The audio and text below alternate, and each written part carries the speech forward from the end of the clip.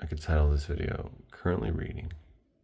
It's not the best habit to be reading a lot of things at once, but it has its benefits, you know. The various things cross-pollinate, and it allows you to be a little more leisurely in how you read, maybe. Like, for whatever mood you're in, you'll find something that's not that ill-suited for, you know. Like, if you're reading something funny, you don't always just want to be reading something funny, you know. Actually, that one's pretty reliable. But like, if you're reading something really serious, sometimes that's like a mood. You might not always be there. Or something that's like challenging in this or that way.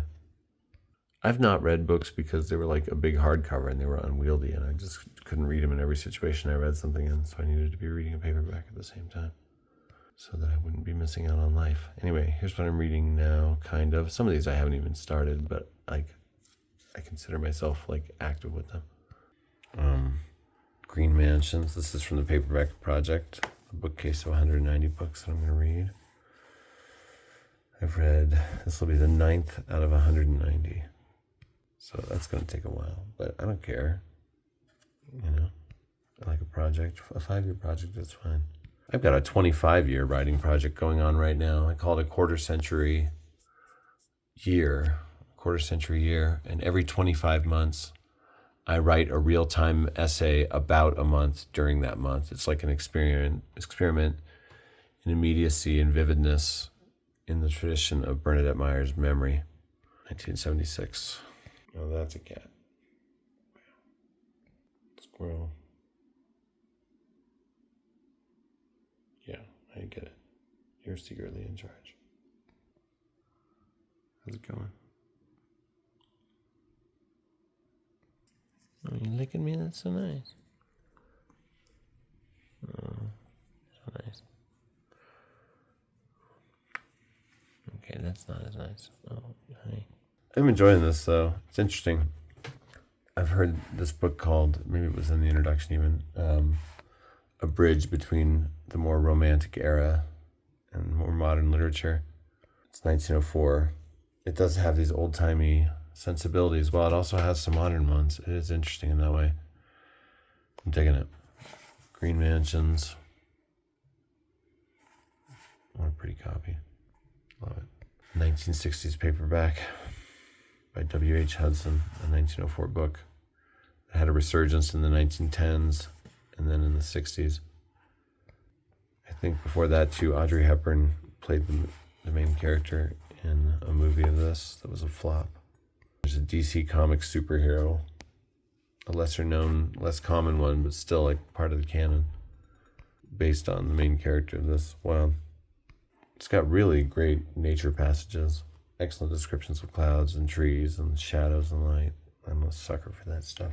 It's a very cute squirrel. You're always just doing something hilariously cute. Hi.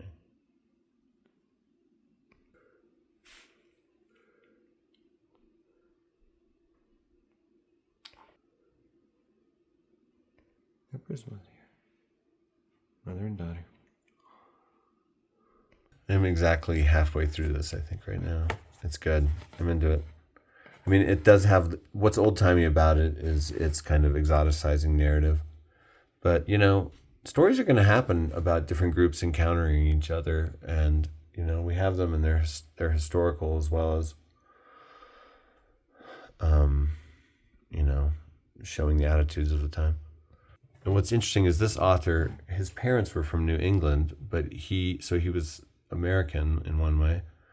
But he was born and raised for most of his early life, like 30 years, in Argentina. So he's considered like an Argentinian writer. It's interesting. He really has a unique voice. I'm like, this is a good book. I like it. I gave a copy to someone else that's reading along. I don't think they've kept up with it, and they maybe were turned off by some of the dated language and mentalities here and there. Like, who knows? Squirrel, you were so cute. I can't handle it. You too, Prisma. The squirrel's really hamming it up over here.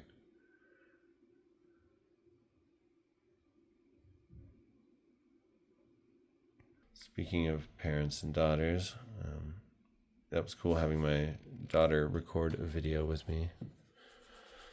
That last video.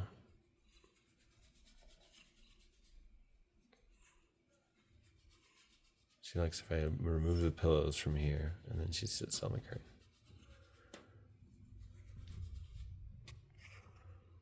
Like, what? You're made for YouTube, cat. Look at you. The internet has been yearning for your presence. You're so adorable.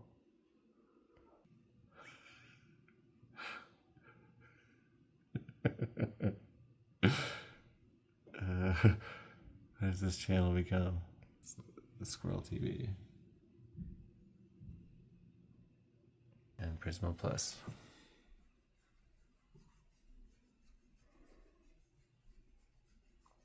Like if she was a streaming service. I like to think it's like this is like Joan of Arc. It's not. This is Anima Sola. She's metaphorical. I like to think that she tightrope walks across space and time and ends up at this bonfire at UNM in the 50s. She got away. You can manipulate time with witchy powers. You can do anything. You're just purring over here? That's nice. You're happy.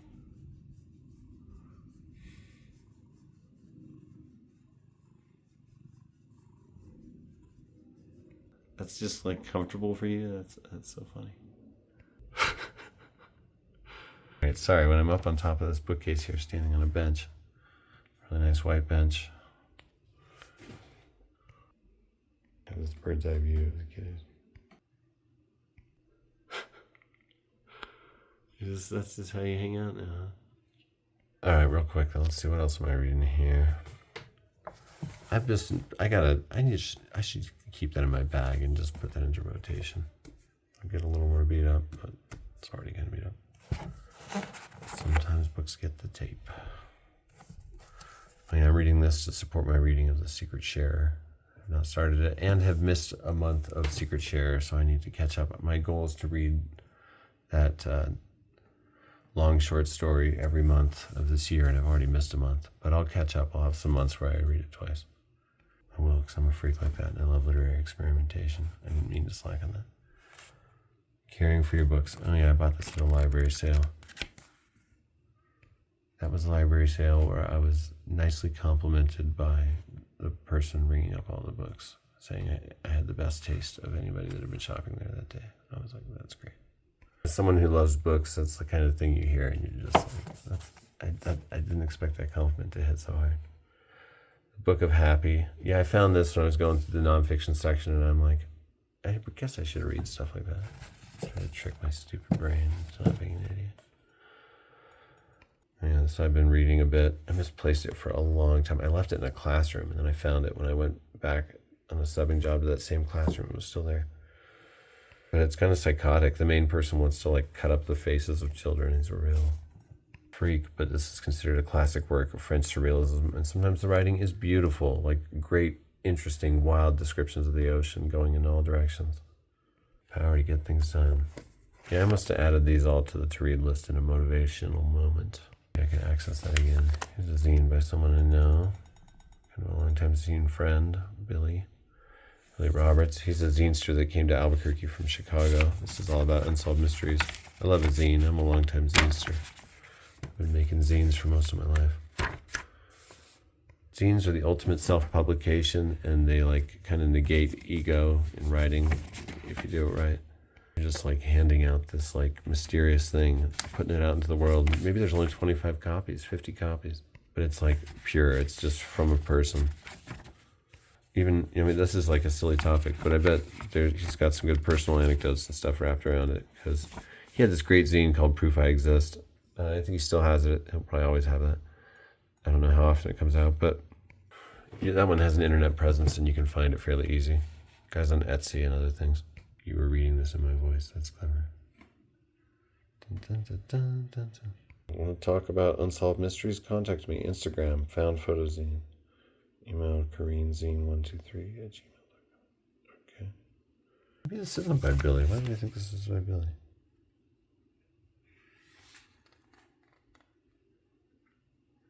Yeah, what the heck? Yeah, universe hopped. In the universe I was in a few weeks ago, this guy named Billy wrote this. I saw his writing on it. This might be someone else's entirely. Huh. Well, that's good. Maybe I'm in like a better universe than I was in. Things were not going well. My daughter also told me that channel sounds super boring. I would never watch that. But I thought her episode listening back to it was very engaging and she had a lot of stuff to say. So I'm like, she was just kind of being flippant and brash too, having a fun attitude. Oh yeah, I said I was going to read every version of Gilgamesh, so this is the next one to read. I'm just going to track down so many copies and never get tired of it because it's an amazing ancient story that connects me with the past. Oh yeah, I read most of this and then it kind of got lost in a full backpack for a minute. And then I started the paperback project, and I've really mostly read paperbacks from that shelf when it comes to fiction since then. I should finish that because I was enjoying that. I've read it before. This is a great book. I love this book. This is one of my favorite quote-unquote minor novels. It's just about a one-story escalator ride, and it just looks at it with such detail. I have an essay called The Instructor's Story that I've kind of tried to do that with a time where I'm just like, I want to say everything that I want to say about this, but without expanding the scope or even the number of paragraphs, just adding and adding. What else do you want to say about that line? What else do you want to say? I watched that essay grow to 15,000 words, and I think it'll still grow to 20,000 words another time. Oh, and it has a photo section. I think it's great to watch a work evolve. I think maximalism is the art of a lack of restraint, and it's fun. And then this is also going to support my Secret Share read. I'm going to read it alongside one of those reads, or at least, well, yeah, I'll read the whole thing. I was thinking I could just read the part about the Secret Share. Which is it? What a beautiful book. Look at this thing. I'm in love with it. I'm going to run off to Vegas and marry this book. Hey, this is a little different than the usual, but I think The Hunger Games is an incredible series. I love that. That's like the reason that YA is so freaking popular is because that series is so good. It's like Nirvana spawning a bunch of hacks, you know. But, you know, that's a really original, great trilogy that appeals to all ages, obviously. And I've never read this prequel. I didn't want to read it because Snow is such an evil character. I'm like, don't make me have sympathy for that devil. You know, I kind of hate when movies do that sometimes. Actually, you know who's not so bad? Cruella de Vil. And I enjoyed watching that movie with my kids, but I'm like, come on. It's just rewriting history. This, I bet she's doing a prequel trilogy because there's another one now too, Sunrise on the Reaping, about Haymitch, taking place between this one and the rest of the books. This is a way back prequel telling one of the early Hunger Game ones. I think it's about how Snow added razzmatazz. This is my son Hagen's copy that I gave him for birthday a long time ago, and he just loaned it to me so that I can read it because he thought I'd read it before him. He wants to read it too and read the new one. He was real excited about a Haymitch one. Those books are great. They're like kind of a special series for younger readers. I mean, don't let the modern packaging and marketing and all that fool you. Like that's a classic series, a classic new series. You know, good stuff is always being written. It's never going to stop. In fact, there might just be so much of it sometimes that it's kind of overwhelming, and you got to find your corners that you enjoy. That's why probably a lot of people that like quote unquote BookTube are not into like what I have to say over here, because BookTube to them I think is like stuff sold in the YA section of Barnes and Noble and nothing else, you know. Like real mainstream hyper genre, like niche fantasy, romantasy, stuff like that. I mean, it's cool. Talk about whatever you want, you know. I love Liminal Spaces, and that really does focus on sci-fi with occasional horror and fantasy. But if Chris wants to, he'll talk about high literary stuff that, like Murakami, that just has sci-fi or fantasy elements. It isn't really like in the genre so much. Genre is a weird mind-warping thing, though. It's like thinking about quantum mechanics. If you think about it too much, the overlaps are crazy. All the best stuff is kind of hybrid. Oh, that's so cute. I'm always like, you're doing such a great job existing, Kitty. Look at you. Oh. I do miss cats of yore, though. I had this cat named Marceline that was so amazing. She was like a person. I'm like, maybe reincarnation is real. There's no way this cat was just always a cat. She's got like so humane and loving and understanding. These cats are great too, but you know, hard not to miss the cats you've known or the pets you've known, you know. Lewis was another one. Prisma often reminds me of Lewis because they're both kind of identical. Prismo has beautiful stripes in the sun, like a Nambe Pueblo pot, black on black.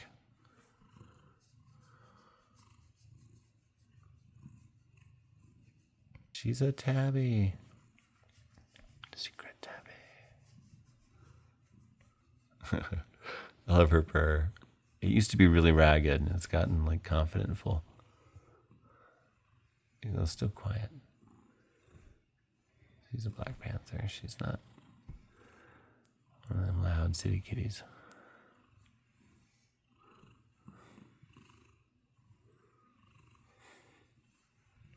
What else we got up here? Good Inside. Yeah, this is a self-help book given to me by my kid's mom, my ex-wife. I don't know. That's cool. It's good for parents to get excited about like parenting. And this is like, just work on yourself so you're a good parent. It's a good idea. I don't really need books like this because I'm already like pretty great. No, everyone probably needs stuff like this. And sure, I probably need stuff like this. But my kids all do like me and seek me out independently and like seem to want to be around me and stuff. So that's cool. My daughter Anodyne kind of came over randomly tonight. She's like, "Can I just come do homework at your house?" Like, awesome. So squirrel. Of course, my house is an apartment, but yeah. The Making of a Poem. Hey, the Norton Anthology of Poetic Forms. Should this be in the anthology section? It's the Norton Anthology. Oh, it should, but I'm currently reading it. I wanted to read it.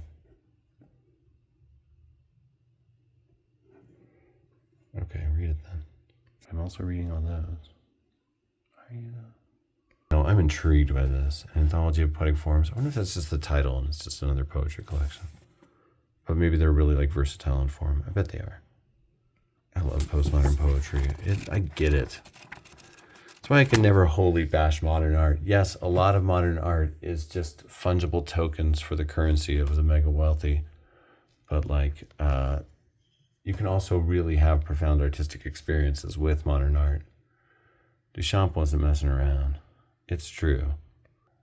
And if anyone's really skeptical of that, read with an open heart the book Irrational Judgments about the careers of Eva Hesse and Saul LeWitt in conceptual art in New York. It's amazing.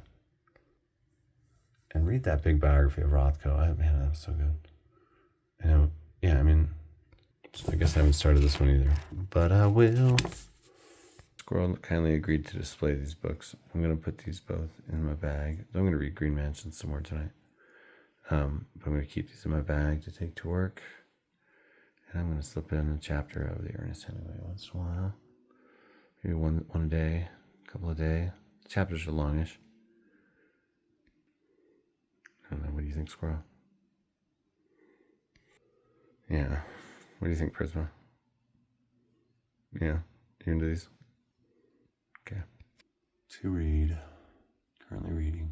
What's it all mean, man? What's the point? What is the point of all art, of all creation? Is it fecundity? Like the continuance of nature? Life? Viriditas? To me, literature resembles like a garden with a lot of curling stems, branches. I mean, it's just like all turning in on itself everywhere, off in these own little places. So yeah, I think behind the best stuff is like in praise of being alive or something. I mean, yeah, literature is like really powerful. Like anything written, I mean, you know, because it's kind of funny. You can always ask another, well, what's that about? Oh, this is a metaphor for that. Okay, well, what's that metaphor an avatar for? What larger discussion are we avoiding, you know? Like Godzilla, the original, uses the monster as a metaphor for the nuclear bomb, but it uses the discussion it generates as a metaphor for the arms race and the danger of endless arms races. He asks the bigger questions of like, pull out, like watch all of art. Is it all being made? Why are all these people saying I am? And here's something that I think. Someone's emailed me a poem to read tonight. I'm going to read a poem, Other people are writing songs, and it's I think a book collection can be, and a reading life, these can be really profound things, A ritual of the higher self, of the mind, What Tom Robbins called in Jitterbug Perfume, the floral self, over the mammalian self, far over the reptile self. Things get fancy and complex and refined. Maybe every level of the brain has its pleasures and virtues. Am I aesthetically offended when books look like this? Not badly, but then if I find myself idly arranging them, I do tend to clean it up a little. Oh yeah, that's so much better. It's just practical. Something bigger to hit the bookend over there. That's great stuff. This coin jar reminds me of the coffee can full of coins in a tree grows in Brooklyn, and how they want to buy a piece of land with it, but they can never fill it up because they always have to pry it off the floorboards and get the money out for some desperate bill. Anyway, literature is a lot of fun. All right, this has been Currently Reading. And, I would only do a video like this if there was significant turnover. I guess in this case also I haven't. People just don't watch the old ones, and there's new people. So if stuff gets repeated here and there, it doesn't feel like the end of the world to me. Sorry if it is redundant or something. Yeah, I bet I'll read most of these over the course of the next year, I will. I'll get through them. I'm going to try not to add so much, but that's hard. Stuff does get pulled from this list where I'm I'm not going to read that right now. All right, well, this has been An Evening with Baby Squirrel and Prisma.